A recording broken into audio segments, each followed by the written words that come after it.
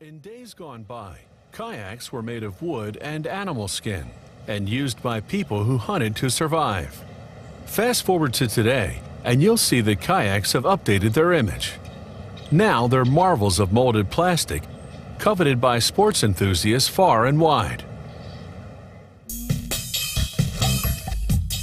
A kayak is formed by the melting of plastic on a mold of nickel.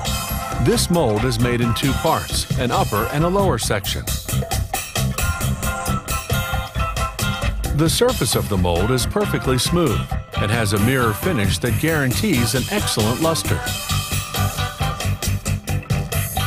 The graphics are laid on the mold before molding begins. This way they're well impregnated in the plastic. It's an operation that requires quite a bit of dexterity because, contrary to self-adhering stickers, these graphics can't be lifted off if they haven't been well positioned. This is the yellow powder they're going to melt, linear polyethylene. It comes in several colors. The amount of powder to be melted is determined by the kayak model to be made.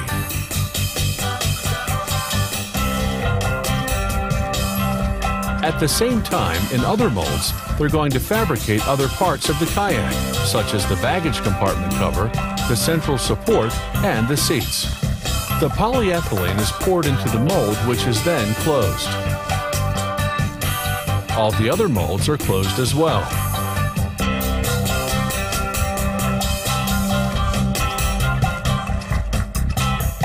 Before entering the oven, the molds are securely closed with clamps to avoid any loss of polyethylene. The kayak mold is put onto a transporter and placed facing the oven. Because of the large dimensions of the craft, the oven had to be custom made. The whole kayak goes in. The oven is 23 feet long and has a diameter of about 6 feet. The polyethylene melts at 550 degrees.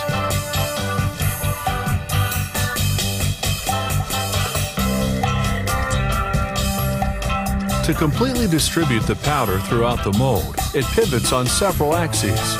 It turns on itself while the oven oscillates 30 degrees toward the front and rear.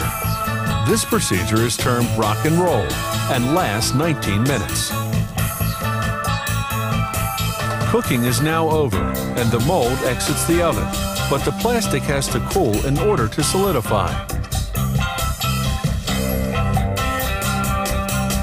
To do this, they place the mold in this cooling chamber. It must not be cooled too quickly or it deforms. A 16-foot kayak can lose up to 6 inches of its length.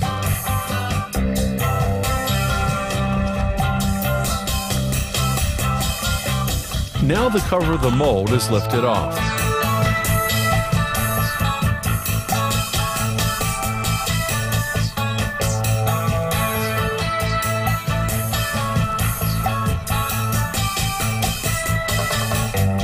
Then they unmold the cover and the other small parts. The kayak is finally unmolded. Now they can proceed to machining it.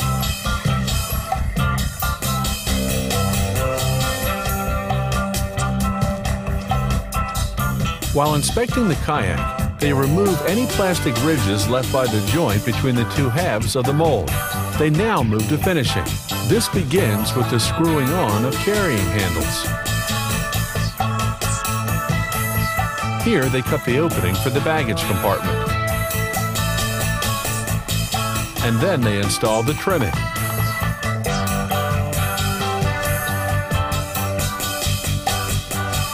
The central support is positioned.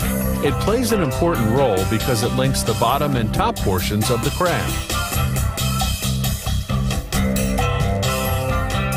All that remains now is to finish the baggage compartment.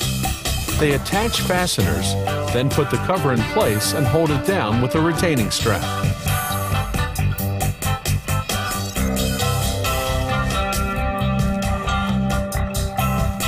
Finally, the kayak is packaged, ready for delivery. This company makes 12 kayak models of various dimensions.